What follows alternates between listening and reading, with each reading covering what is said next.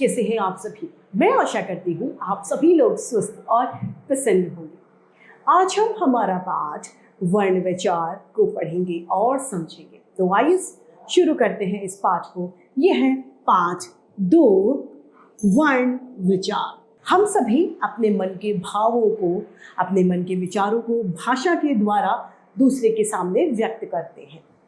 भाषा की सबसे छोटी इकाई को वर्ण कहा जाता है, जिसके हम टुकड़े नहीं कर सकते। जैसे कि कमल शब्द है। कमल शब्द में जो ध्वनियां हैं या जो वर्ण है वो है क हलंत अ, म हलंत अ, ल हलंत अ। यानी ये वो ध्वनियां हैं या ये वो वर्ण है जिनके आगे टुकड़े नहीं कर सकते, ये वर्ण कहलाते हैं। यानी हम ये कह सकते हैं कि भाषा की वह सबसे छोटी इकाई जिसके खंड या टुकड़े नहीं किए जा सकते वो वर्ण कहलाता है। वर्ण ध्वनि का लिखित रूप होता है और वर्णों का योग ही शब्द कहलाता है। वर्णों के योग से क्या बनते हैं? शब्द। लेकिन शब्द के लिए शर्त ये होनी चाहिए कि उनका जो क्रम है वो निश्चित और सही रूप से होना चाहिए। अगला है वर्णमाला। वर्णों का क्रमबद्ध और लिखित समूह ही वर्णमाला कहलाता है। वर्ण के 2 भेद होते हैं, पहला स्वर, दूसरा व्यंजन। स्वर किसे कहते हैं? स्वर वे होते हैं जो बिना किसी की सहायता के उच्चारण किए जा सकते हैं, वे वो स्वर कहलाते हैं। इनकी संख्या 11 होती है। या फिर ये कहें, जिन वर्णों का उच्चारण स्वतंत्रता से किया जाता है, अर्थात जिसके बोलने से में किसी अन्य वर्ण की सहायता नहीं लेनी पड़ती, वे स्वर कहलाते हैं। ये संख्या में 11 यानी 11 होती है। अ आ, इ ई, उ री, ए आई ओ औ, ये सभी क्या है? स्वर है। स्वर के भी भेद होते हैं। स्वर को 3 भागों में बांटा गया है। पहला ह्रस्व स्वर, दीर्घ स्वर और प्लुप्त स्वर। सबसे पहला है हमारा ह्रस्व स्वर। ह्रस्व स्वर वे स्वर होते हैं जिनके उच्चारण में कम समय लगता है, जिनको बोलने में ज्यादा टाइम नहीं लगता, वे ह्रस्व स्वर कहलाते हैं। जैसे अ, इ, री, उ, ये संख्या में 4 होते हैं। अगला है हमारा दीर्घ स्वर। दीर्घ स्वर वे स्वर होते हैं जिनके उच्चारण में ह्रस्व स्वर से ज्यादा समय लगता है, यानी दोगुना समय लगता है, वे दीर्घ स्वर कहलाते हैं। आ, ई, ओ, औ, ए, आई, ये सभी क्या है? दीर्घ स्वर। तीसरा है प्लुप्त स्वर। प्लुप्त स्वर वे स्वर होते हैं जिनके उच्चारण में तिगुना समय लगता है, वे प्लुप्त स्वर कहलाते हैं। जैसे कि ओम, ये प्लुप्त स्वर का उदाहरण है। अयोग वह भी होते हैं जो न तो स्वर होते हैं न व्यंजन। जैसे हिंदी वर्णमाला में स्वरों के बाद 2 अन्य ध्वनियां भी हैं, अंग और अह। अंग की जो मात्रा है वो बिंदी के रूप में लगाई जाती है और अह की मात्रा विसर्ग के रूप में लगाई जाती है। ये स्वर ध्वनियों रहित है, लेकिन इनका उच्चारण स्वर की सहायता से ही होता है, इसीलिए इन्हें अयुग्मवाह कहते हैं। अनुस्वार। अनुस्वार को स्वर या व्यंजन के ऊपर लगाया जाता है, जैसे अंक, इंदु, चंपा, संकट, अंगद आदि इसके उदाहरण है। यदि किसी शब्द में पंचमाक्षर का द्वित्व हो तो स्वर रहित पंचमाक्षर के लिए अनुस्वार का प्रयोग नहीं किया जाता, बल्कि यहाँ पंचमाक्षर ही लिख दिया जाता है। जैसे कि उन्नति, सम्मान आदि इसके उदाहरण है। विसर्ग क्या है? विसर्ग का उच्चारण ह के रूप में किया जाता है। जब विसर्ग किसी के पीछे लगा जाते हैं तो हम उसमें ह की ध्वनि निकालते हैं। जैसे प्रातः, प्रात के पीछे विसर्ग लगाया तो क्या हो गया? प्रातः। स्व के पीछे विसर्ग लगाया तो क्या हो गया? स्वतः। तो ये सभी क्या है? विसर्ग के उदाहरण। आगत ध्वनि औ। जब अंग्रेजी शब्दों को हिंदी में लिखा जाता है तो उस समय इस औ का प्रयोग किया जाता है। औ अंग्रेजी से हिंदी भाषा में आया है। जैसे कि इसके उदाहरण कॉफी, डॉक्टर, स्टाफ, टॉफी आदि इसके उदाहरण है। स्वर और उनकी मात्राएं। प्रत्येक स्वर की अपनी अपनी मात्राएं होती हैं, हम सभी जानते हैं, लेकिन अ की अपनी कोई मात्रा नहीं होती। अ सभी व्यंजनों में सम्मिलित होता है। यहाँ पर आ की मात्रा ई की मात्रा, बड़ी ई की मात्रा, ओ की, री की, ओ ऊ, री, ए आई ओ औ, सभी की मात्राएं हमें बताई गई हैं और इनके उदाहरण भी दिए गए हैं। अब री और र की मात्रा किस तरीके से है? री की मात्रा किसी भी व्यंजन के नीचे लगाई जाती है और उच्चारण उसका री के रूप में किया जाता है, जैसे क्रे, नृ आदि इसके उदाहरण हैं। री का उच्चारण री की तरह होता है, संस्कृत में आए शब्दों में ही इसका प्रयोग किया जाता है। व्यंजन र की भांति व्यंजन र की भी 3 मात्राओं प्रयोग होता है, जैसे कि व्रत, कर्म और ड्रम इसके उदाहरण हैं।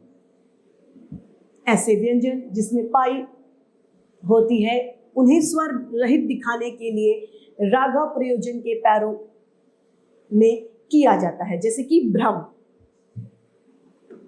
अगला है व्यंजन। व्यंजन किसे कहते हैं?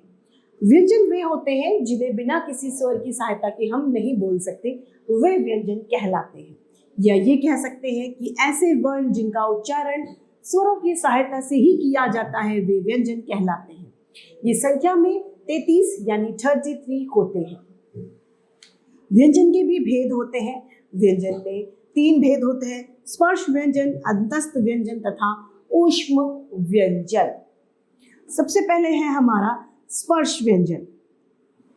स्पर्श व्यंजन वे व्यंजन होते हैं जिनको बोलते समय जीभ या तो होठ से या कंठ से या आदि से स्पर्श होती है, वो स्पर्श व्यंजन कहलाते हैं। स्पर्श व्यंजन के 5 वर्ग होते हैं और प्रत्येक वर्ग में 5 वर्ण होते हैं, जैसे कि क वर्ग, च वर्ग, ट वर्ग, त वर्ग और प वर्ग। इन सभी वर्ग में 5-5 वर्ण होते हैं, जैसे क ख ग घ ड़, च छ ज झ ण, ट ठ ड ढ न, त थ द द न, प फ ब भ म। ये सभी स्पर्श व्यंजन होते हैं जिनके उच्चारण में हमारी जीभ मुंह के भागों को छूती है।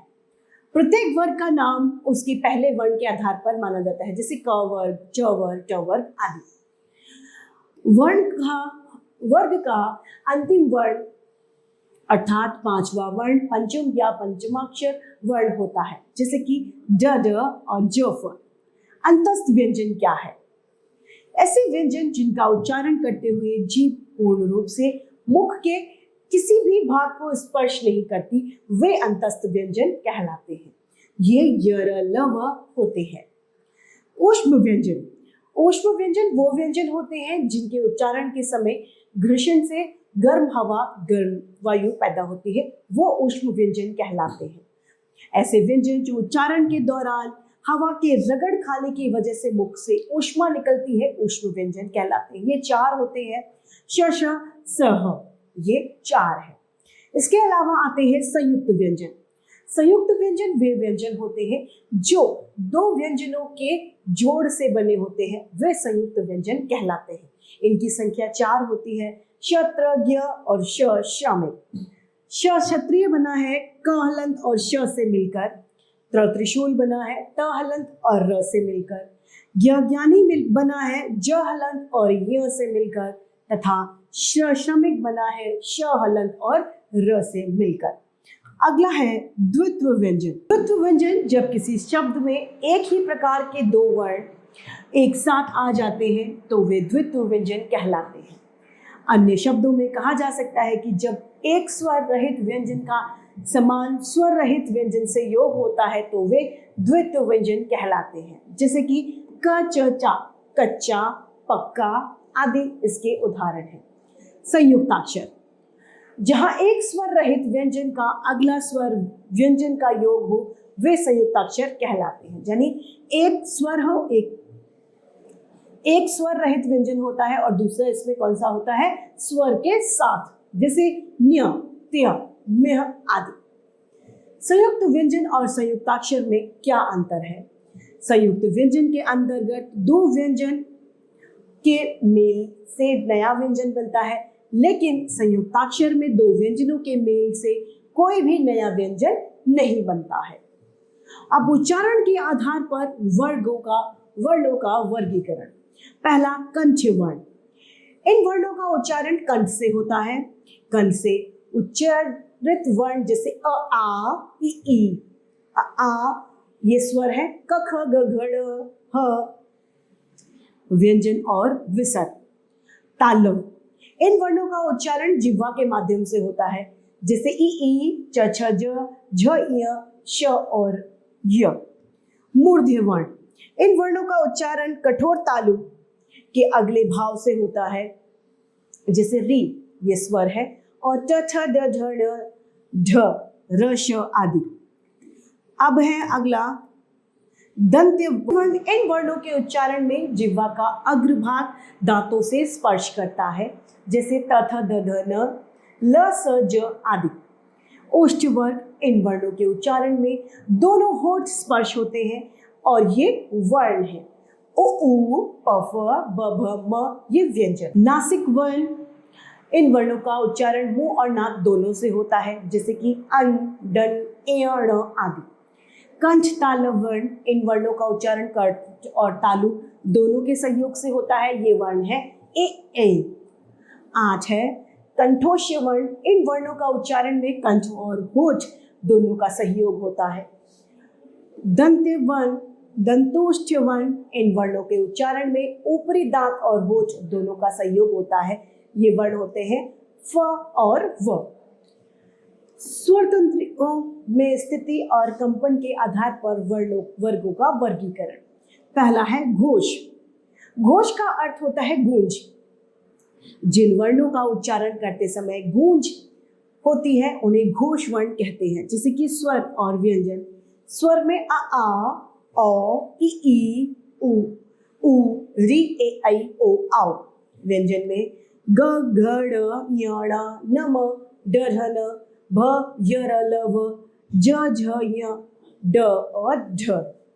अघोष, इन वर्णों के उच्चारण में स्वर तंत्रिका में कंपन नहीं होता, ये अघोष वर्ण कहलाते हैं। क ख च छ ट ठ त थ प फ श श स।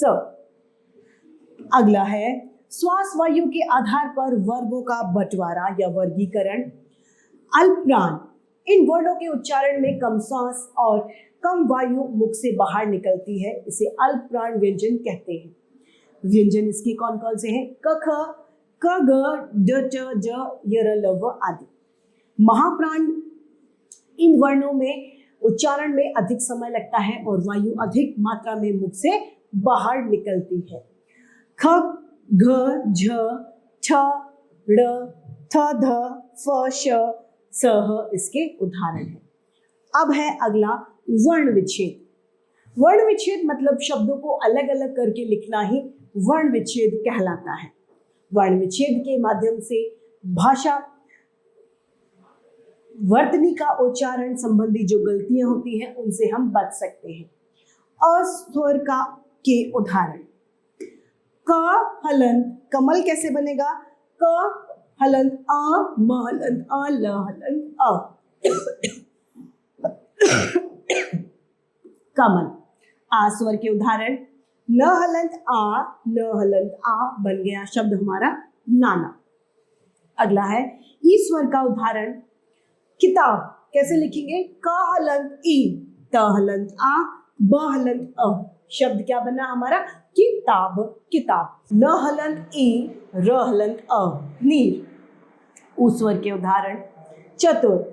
च हलंत अ, त हलंत उ, र हलंत अ, चतुर, चतुर। उ स्वर के उदाहरण, मूक।